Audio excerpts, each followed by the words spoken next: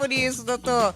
Olha, é um prazer muito grande estar recebendo o senhor, tão jovem aqui nos nossos estúdios da CBN Prudente. Doutor Luiz Augusto, bom dia. Bom dia, Lê. Muito bom dia. Estou muito feliz também com esse convite. E é um prazer imensurável estar aqui e poder falar desse tema que eu tanto amo, que é a saúde da mulher 40+, e a transição e o pós-menopausa. Então, doutor, o que acontece assim nessa fase? A gente tem uns lapsos assim na memória. O que acontece? Por que de repente a gente está falando e dá assim, é como se viesse assim uma névoa? Eu ia falar isso agora. O nome disso é brain fog, que é névoa mental. Isso tem um nome, exatamente. A privação do estradiol, né, que pertence à classe dos estrogênios, que é o principal hormônio da mulher, porque a mulher ela é predominantemente estrogênica, ele vai trazer diversas consequências na vida da mulher. E uma delas é alterações no sono, na saúde mental, na memória, na cognição, na concentração, por conta de uma queda do metabolismo cerebral. Existem casos de depressão refratária ao uso de medicamentos por conta do pós-menopausa, a queda do metabolismo cerebral por conta da deficiência hormonal também vai levar ao desenvolvimento de Alzheimer. Inclusive, os calorões da menopausa, eles já são sinais precoces de Alzheimer. Você sabia que a negra, por exemplo, ela tem um risco muito maior de ter Alzheimer do que a mulher branca ou a mulher japonesa? Doutor, não sabia dessa informação. É até bom a gente aproveitar a nossa audiência para que você possa estar esclarecendo essa questão. Eu mesmo não sabia, doutor. E a névoa mental é somente um de tantos sintomas da menopausa. Porque o que acontece? Hoje, a mulher moderna, ela vive mais, ela trabalha mais, ela cuida mais. E quem que cuida dessa mulher? Eu costumo dizer que a mulher a mulher 40+ é a mulher sem médico. Muitas vezes ela vai no ginecologista, ela faz os seus exames anuais e está tudo bem. Ela tem várias queixas, aí às vezes ela procura até mesmo um endocrinologista e também fala que está tudo bem, porque essa é a realidade do meu consultório todos os dias. E aí ela tem várias queixas, mas os exames laboratoriais, os exames de imagem estão normais, até porque na transição menopausal a gente não tem alteração evidente de laboratório, dos exames laboratoriais, né, em si, e aí ela acaba sendo encaminhada ao psiquiatra. É verdade. Porque ela não está se sentindo vista, porque ela não está conseguindo dormir, porque ela está mais deprimida, porque ela está ansiosa, ela está com um monte de sintomas que ela não está entendendo. E muitas vezes os médicos eles querem tratar o papel e eles não olham para essa mulher. Então quem olha para essa mulher? A partir dos 35 anos as mulheres já passam a ter declínios hormonais. Verdade. E isso só vai se intensificando. E o momento exato de iniciar uma terapia hormonal é o momento que se iniciam os sintomas. Sim. Esse é o momento exato. E, doutor, como que a alimentação, ela influencia os nossos hormônios? Essa é uma pergunta bem complexa, Lê. Por quê? A gente tem que pensar na orquestra hormonal como uma hierarquia. Certo. Onde na base a gente tem a produção de melatonina, a produção de cortisol e a vitamina D. Eu costumo dizer que é uma base hormonal bem importante. Então, se a mulher ela já não dorme direito, ela vai dormir muito tarde, ela acorda tarde, ela vive muito estressada, ela não toma sol, ela não se alimenta direito, ela já tem um problema ali com seus hormônios da base. A deficiência nutricional, por exemplo, de vitamina D, faz com que a glândula suprarrenal não produza cortisol adequadamente. A falta do cortisol vai atrapalhar o metabolismo do hormônio tireoidiano. E todo esse desarranjo vai influenciar na saúde ovariana. Para uma tireoide funcionar adequadamente, ela precisa de ferro, ela precisa de zinco, ela precisa de selênio, ela precisa de iodo, ela precisa de magnésio, de manganês, de vitamina A, de vitamina D. Então, as carências nutricionais elas estão intimamente relacionadas a declínios hormonais, que muitas vezes não vão ser os hormônios relacionados à menopausa, estradiol, progesterona, e também a testosterona, mas sim com hormônios da base, e que, se não corrigidos, vão influenciar na saúde ovariana. Então, até nos tratamentos, eu costumo organizar os tratamentos em uma pirâmide hormonal e uma pirâmide não hormonal. Então, a gente tem que olhar para exercício físico, né? Muitas mulheres hoje em dia estão sedentárias, para sono, para resistência insulínica, para uma dieta rica em alimentos processados, ricos em açúcares, farinha branca, leite, derivados. Então, existe muita coisa para a gente conversar. E Nossa, como você trouxe mesmo, doutor, é muito amplo, né? É muito complexo esse tema da alimentação. Mas é aquele velho ditado, a gente é o que a gente come também e o que a gente deixa de comer, não é verdade, Sim, doutor? com certeza. Isso Não, influencia diretamente. Isso influencia. E a atividade física, ela é assim uma ferramenta imprescindível para esse momento que eu costumo sempre trazer, que é um momento delicado da mulher. Sim, com certeza. Hoje em dia, o melhor exercício que existe é a musculação.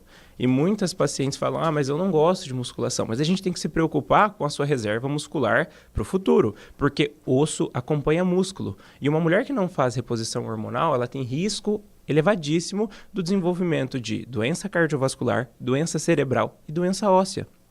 Então, quantas mulheres hoje em dia, elas não chegam nessa fase e às vezes com 60, 65 anos, eu tenho pacientes que já levaram um tombo e já estão quebrando o osso. Sim. E hoje em dia essa mulher vive muito mais. É verdade. Então o segredo da longevidade é manter os nossos hormônios em dia para que essas mulheres realmente não estejam sob risco elevado dessas doenças, que são as doenças que mais matam no mundo, principalmente a doença cardiovascular.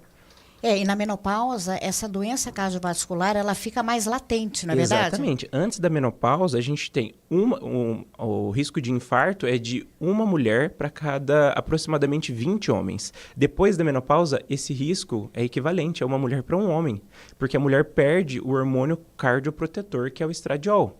Sim. Ela começa a fazer redistribuição de gordura.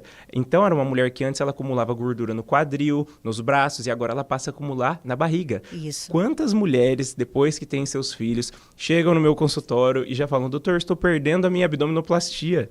Porque eu não tinha gordura na barriga, e agora eu só estou acumulando gordura na barriga. E a gordura na região abdominal é a gordura que eleva o risco cardiovascular. Além de que o hormônio, além de fazer essa distribuição de gordura, também faz com que essa mulher perca o fenômeno de vasodilatação, aumentando o risco de hipertensão, aumentando a inflamação e o risco de doenças cardiovasculares. Até colesterol, por exemplo, ela nunca teve colesterol, Isso. Ela entra na menopausa... E o colesterol sobe. Sobe. Porque o hormônio, ele vem do colesterol. Então, se eu não estou mais produzindo hormônio, sobra matéria-prima, concorda? Sim. Então, não adianta já dar estatina para essa mulher. Não adianta, doutor? Não, a gente... Qual que é a sua posição em relação a essa substância? Hoje, para quem tem indicação, precisa receber o uso das estatinas, por exemplo. Certo. Né, que é uma droga que vai atuar em uma cascata enzimática, diminuindo a produção do colesterol. Mas, por exemplo, o que a gente precisa entender sempre como médico, e essa é a visão da medicina funcional, olhar para a causa dos desequilíbrios. Não é simplesmente chegar, uma mulher na minha frente, eu ver que ela está com colesterol alto, eu vou dar um medicamento para baixar o colesterol. Ok, mas esse colesterol ele é responsável pelo quê? Quantos anos tem essa mulher? Como que está a produção hormonal dessa mulher? Hipotiroidismo eleva colesterol. Menopausa eleva colesterol.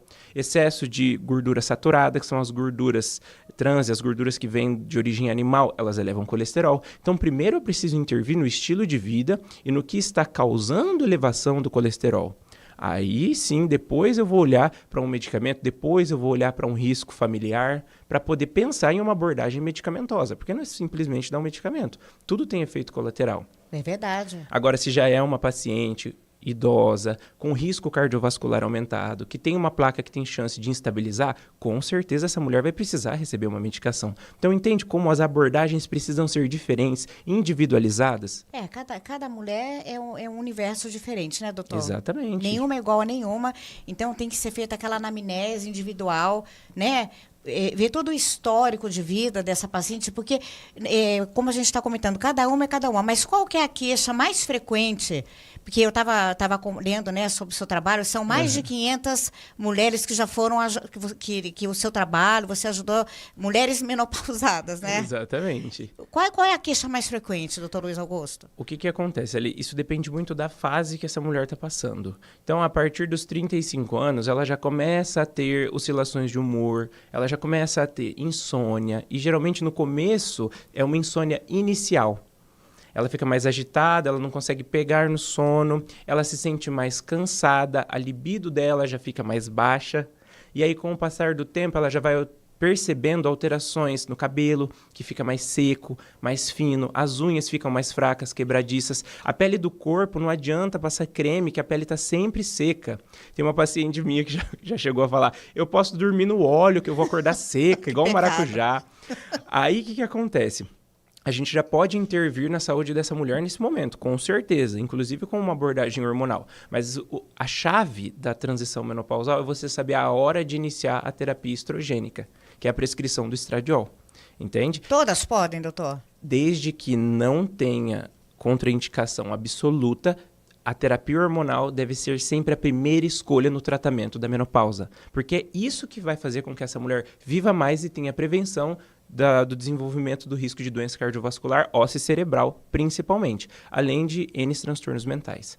Entende? E a testo já não são todas que podem fazer o uso. A testosterona é um hormônio mais seguro. O que a gente mais se preocupa mesmo, principalmente numa mulher que chega após 10 anos de menopausa, que ela já saiu daquilo que a gente chama de janela de oportunidade, é realmente fazer uma estratificação de segurança cardiovascular para ver se essa mulher ainda vai poder receber a terapia estrogênica.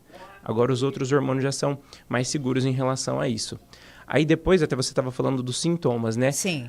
Aí aquilo que começa a se desenvolver ali depois dos 40, 44, 45 principalmente, é a secura vaginal, os calorões e os despertares noturnos às 3 horas da manhã. É às 3 da manhã. Isso, e não consegue dormir mais. Impressionante, doutor. Isso está relacionado ao 3 da estradiol. manhã, parece assim que amanheceu Isso, e não consegue dormir e não mais. consegue dormir mais. E aí os esquecimentos se tornam mais frequentes, os familiares percebem, principalmente os filhos. Mãe, você já falou isso. O esposo também. A libido começa a cair também de uma forma mais importante. Elas ficam com uma secura vaginal importante, muitas vezes levando a um grau de atrofia urogenital. Sim. E aí é muito legal a abordagem hormonal juntamente com laser, que acaba resolvendo isso de uma forma bem efetiva, bem legal. Bom, doutor Luiz Augusto, é um tema que a gente poderia passar assim essa manhã inteira falando, Com adentrar certeza. à tarde, porque são tantas questões, né? São tantos sintomas, são mais de quantos sintomas? 70? Exatamente, mais de 100 sintomas podem ser relacionados. Mais de 100 sintomas, mas o importante é a gente deixar isso assim, que a gente deixar isso assim como uma notícia assim com bastante otimismo, que tem tratamento para toda essa fase Sim. difícil da mulher. Com certeza. Independente da idade que essa mulher esteja, existe uma abordagem. Os tratamentos eles não vão ser iguais. Mas o que é mais importante ali, até a gente trazer consciência. A mulher não precisa passar por isso. A mulher precisa buscar ajuda. Porque ela acha que ela está ficando louca, ela acha que ela está com um problema psiquiátrico e ela precisa olhar para ela. Eu costumo dizer que a menopausa é um convite para aquela mulher que nunca se cuidou olhar para ela. Perfeito. De uma forma diferenciada. Porque quem vai cuidar dessa mulher que tanto cuida? Muitas vezes já está com uma síndrome do ninho vazio, já não tinha um diálogo muito efetivo no relacionamento, então ela começa a ter problema no relacionamento, saudade dos filhos, isso se soma aos declínios hormonais e a saúde mental dessa mulher vai embora.